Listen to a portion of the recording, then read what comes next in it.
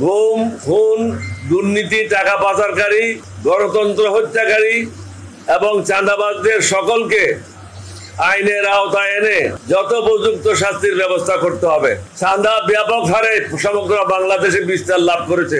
সরকার নীরব দর্শকের ভূমিকা পালন করছে। প্রশাসনের মধ্যে দুর্নীতিবাজ, টাকা পাচারকারীদেরকে চাকরি থেকে বরখাস্ত করা এবং তাদের বিরুদ্ধে দুর্নীতির তদন্ত করা খুবই জরুরি।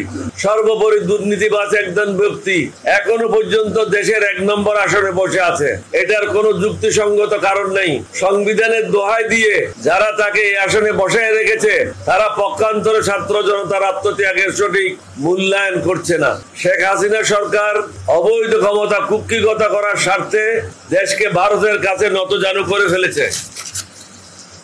আমরা ইচ্ছা করলেও প্রতিবেশী বদলাতে পারবো না। সুতরাং উভয় দেশের সম্পর্কের স্বার্থে অনতিবিলম্বে সীমান্ত হত্যা বন্ধ করতে হবে। আমাদেরকে আত্মসম্মান ও মর্যাদা নিয়ে প্রতিবেশীদের সাথে আলোচনার মাধ্যমে যৌথ নদীগুলির পানির ন্যায্য হিস্সা নিশ্চিত করতে হবে। এছাড়াও ভারত মনে করে তারা আমাদেরকে 3 দিক থেকে ঘিরে রেখেছে। তাদেরকে আমরা স্মরণ করিয়ে দিতে চাই, আমরাই বরং তাদেরকে 3 দিক থেকে ঘিরে রেখেছি। তারা আমাদেরকে ঘিরে রাখে নাই, আমরা তাদের 3 দিকে ঘিরে রেখেছি। আমাদেরকে ঐক্যবদ্ধভাবে এগিয়ে যেতে হবে। আমাদেরকে সততা, ন্যায় এবং নিষ্ঠার সাথে প্রত্যেককে নিজ নিজ দায়িত্ব পালন করতে হবে। আল্লাহর উপর ভরসা করতে হবে, ঈমান মজবুত করতে হবে। আমরা অন্য কোনো দেশের ক্ষতি কামনা করি না। অনুরূপভাবে আমরা চাই কেউ যেন আমাদের দেশের ব্যাপারে নাক না গলায়, বরং আমরা সকলের সাথে সুসম্পর্ক বজায় রেখে আমাদের দেশকে এগিয়ে নিয়ে যেতে চাই। একজন উপদেষ্টা বলেছেন, জাতীয় সঙ্গীত একটি বিতর্কিত বিষয়, সুতরাং এটি পরিবর্তন করা যাবে না। তার জানা উচিত জনগণের মতামতের উপর ভিত্তি করে সবকিছু পরিবর্তন করা সম্ভব।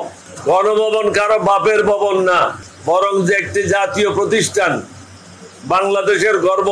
মিউজিয়াম করা অবশ্যই প্রয়োজন, তবে প্রশ্ন হলো গণভবনে কেন, অন্য জায়গায় নয় কেন?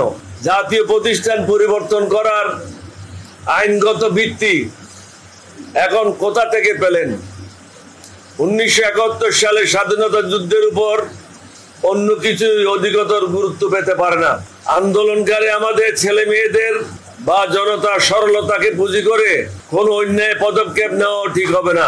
এদেশে এক নায়কত্ব স্বৈরা শাসন কায়েমকারী, গণহত্যাকারী, দুর্নীতিবাজ, টাকা পাচারকারী, টাকা লুণ্ঠনকারী, চাঁদাবাজ এবং জঙ্গিবাজের কোনো স্থান নাই। এদেশে এখন কারো বাপের সম্পত্তি না। যত দ্রুত সম্ভব আইন শৃঙ্খলার উন্নতি সাধন করতে হবে। আমরা জানি বর্তমান প্রেক্ষাপটে এটা খুবই কঠিন কাজ, তবে পুলিশ প্রশাসনকে দ্রুত কার্যকর করতে হবে। তা না হলে গণহত্যাকারীরা মাথাচাড়া দিয়ে উঠতে পারে।